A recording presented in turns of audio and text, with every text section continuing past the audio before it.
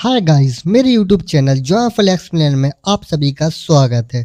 चलो तो फिर हम अपने मानवा का नेक्स्ट पार्ट को शुरू करते हैं। फिर हम देखते हैं कि जिनसोवू ने उस ह्यूमन फेस स्पाइडर के मुंह में अपनी शॉट डाल के उसको मार दिया होता है और जिनसोवू उस बीस्ट के पास बैठा होता है और फिर जिनसोवू उसको पसीने आ रहे होते हैं और वो परेशान होकर चिल्ला के कहता है कि ये काफी नहीं है। और जहाँ वो इलेक्शन लगा होता है वहाँ की वो जगह खाली होती है, मतलब इसने खा लिया होता है उसको, और बताता है कि इतनी प्रीसियस चीज को जड़ समेत खाने के बाद भी मेरी इंटरनल एनर्जी बस इतनी ही बड़ी, इतनी पावरफुल चीज खाने के बाद भी मैं सिर्फ इतना ही एब्जॉर्ब कर पाया। और रोते हुए अपनी इतू सी चने के दाने जितनी इंटरनल एनर्जी को लेके रोते हुए कहता है कि जैसा सोचा था, ट्राइबल सेक्ट की कल्टीवेशन मेथड ही कचरा है। वो सोचता है कि शायद नहीं, असल में तो कचरा मैं खुद हूँ जो अपना डांटियन बस एक चने के दाने जितना ही बढ़ा पाया हूँ। और जमीन पे अपना हाथ मारते हुए कहता है कि अगर ऐसा ही रहा तो मैं फ्यूचर में होने वाली घटनाओं से ट्राइबल सेक्ट को नहीं बचा पाऊंगा।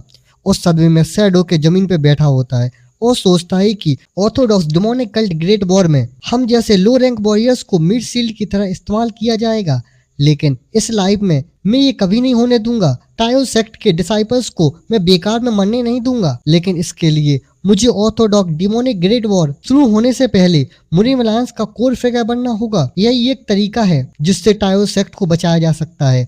और कहता है कि और मेरा पहला स्टेप होगा कि 1 साल के अंदर मुरीम अकेडमी में एडमिशन लेना। और जमीन को खरांचते हुए कहता है कि लेकिन अगर ऐसा ही रहा तो मैं अकेडमी में एंटर ही नहीं कर पाऊंगा, और अगर ऐसा होगा तो मैं कुछ भी चेंज नहीं कर पाऊंगा। और सोचता है कि लगता है कि मुझे अपनी इंटरनल एनर्जी बस थोड़ी और बढ़ानी होगी, एक और स्पिरिचुअल एलेक्सर। और उसको एकदम से याद आता है कि अरे हाँ, गे चियोलियोंग का माउंट हुआ वाला एलेक्सर। और सोचता है कि हाँ, ये इसी टाइम के आसपास की बात थी। मेरे पास्ट में गे चियोलियोंग कि फादर उस मर्चेंट लीडर ने बहुत ज्यादा पैसा खर्च करके माउंट हुआ सेक्ट का स्पिरिचुअल एलेक्सर खरीदा था अपने बेटे के लिए, स्नो पाम पिल। और ये दोनों देखो बाप बेटे कितने खुश हो रहे होते हैं। फिर जिनसोवू बताता है कि लेकिन जिस दिन गे चियोलियोंग उसे खाने वाला था उसकी 1 दिन पहले वो पिल अचानक गायब हो गई और अब बाप बेटे सदमे में होते हैं। फिर अपना जिनसोवू सोच रहा होता है कि वो चोर कौन था, ये कभी पता ही नहीं चला क्योंकि अभी वो इंसिडेंट हुआ नहीं है, मतलब मेरे पास अभी मौका है। और सोचता है कि इंसान हमेशा कोई ना कोई निशान छोड़ता है, मैं उसे ढूंढ सकता हूँ।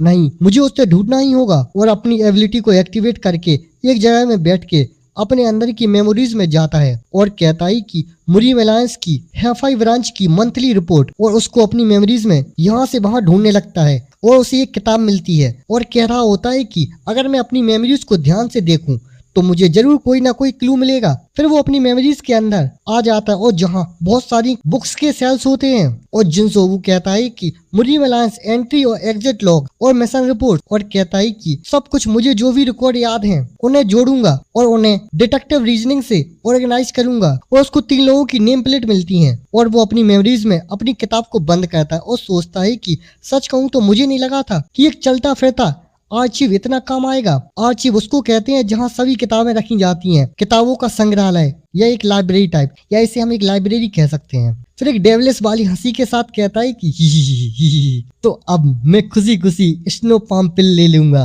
फिर उसका ब्रेसलेट कुछ हरकत करने लगता है। फिर वो उस बीस्ट के मुंह में से अपनी स्वॉर्ड को निकालता है तो देखता है कि उसका ब्रेसलेट ग्लो करने लगता है। तो उसको देख के कहता है कि फिर उसका ब्रेसलेट और ज्यादा चमकने लगता है तो उसको देख के परेशान होके कहता है कि ये ब्लू ड्रैगन ब्रेसलेट अचानक चमक क्यों रहा है। और उस ब्रेसलेट में से ब्लैक मिस्ट निकलने लगती है तो उसको देख के जिन कहता है कि ये क्या है।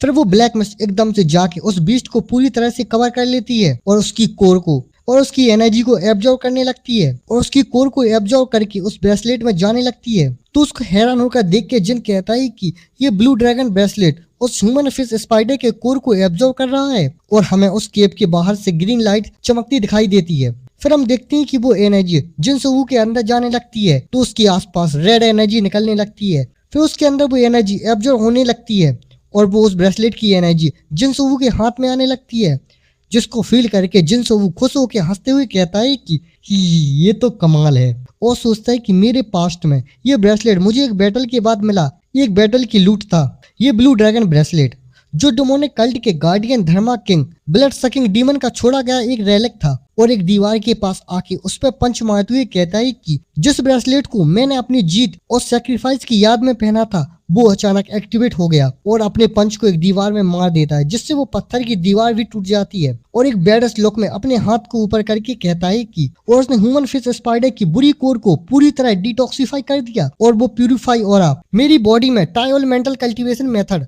के साथ नेचुरली हार्मोनाइज हो गया, जिसका रिजल्ट ये होगा कि मेरी इंटरनल एनर्जी और भी स्ट्रांग हो गई।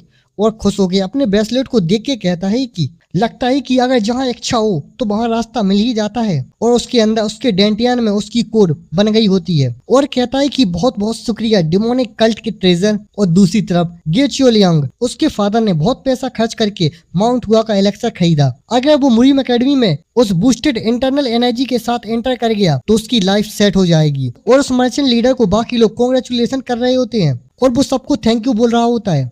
और वहाँ बाकी लोग आपस में बात कर रहे होते हैं कि जैसी की उम्मीद थी, एक अमीर फैमिली में पैदा होना ही सब कुछ है। अगर टैलेंट भी नहीं है तो कोई बात नहीं, उस पर गोल्ड चढ़ा दो और प्रॉब्लम सॉल्व। मतलब पैसों से सब कुछ खरीदा जा सकता है। और कोई कहता है कि वैसे भी हमें इससे क्या, हम तो खुश हैं जब तक हमें बैंक्वेट में फ्री ड्रिंक्स मिल रही है। फिर ये चियोलियांग वही ग्रीन वालों वाला लड़का खुश होकर अपने एटीट्यूड में बता रहा होता है कि आखिर स्नो पाम पिल क्या है। ये माउंट हुआ में भी ये पर्पल क्लाउड पिल के बाद दूसरा सबसे पावरफुल एलेक्सर है। और खुश होकर सिस्टर होंग को इम्प्रेस करने के लिए अपनी तारीफ कहते हुए कहता है कि और पता ये सिर्फ माउंट हुआ का एक ट्रू डिसाइपल बनने पर भी सिर्फ एक ही पिल मिलती है, इतनी कीमती है ये पिल। और कहता है कि और मेरे फादर इतनी प्रीसियस चीज सिर्फ मेरे लिए लाए हैं, खास तौर पर बॉडी फाउंडेशन को स्ट्रॉन्ग करने के लिए। और सिस्टर होंग उसकी सुन ही नहीं रही होती हैं, वो तो अपने मन में जिनसोबू के बारे में सोच रही होती हैं कि आखिर ये जिनसोबू कहाँ गया और क्या कर रहा है। और हमें सिस्टर होंग के बारे में बताया जाता है कि इनका नाम होंग सारियोन है और ये टाइयोल सेक्ट लीडर की इकलौती बेटी है। और सिस्टर होंग सैड होकर सोचती हैं कि उस दिन और चियोलियांग की कुटाई का दिन याद करके सोचती हैं कि उस दिन आगे मुझे बढ़ना चाहिए था, सिस्टर जिन को नहीं, क्योंकि फ्यूचर में टाइयोल सेक्ट का भार मेरे कंधों पर होगा। और उस टाइम जिस टाइम जिनसोबू और उस मर्चेंट लीडर की बहस हुई थी, उस टाइम को सोच के कहती हैं कि उस इंसिडेंट के बाद सीनियर जिन ने सेक्ट को छोड़ दिया, क्योंकि वो मर्चेंट लीडर हर रोज टाइयोल सेक्ट आता था तो शायद उसे लगा कि उसका चले जाना ही सबके लिए सही होगा। लेकिन उसके मोटे दिमाग में ऐसा फैसला कैसे सोचा होगा। और कहती हैं कि जिनसोबू तुम बहुत बड़े इडियट हो। और ये चियोलियांग कह रहा होता है कि तो देखा तुमने। फिर दौड़ के जूनियर्स आ रहे होते हैं और उस चियोलियांग को धक्का देते हुए कहते हैं कि सीनियर सिस्टर।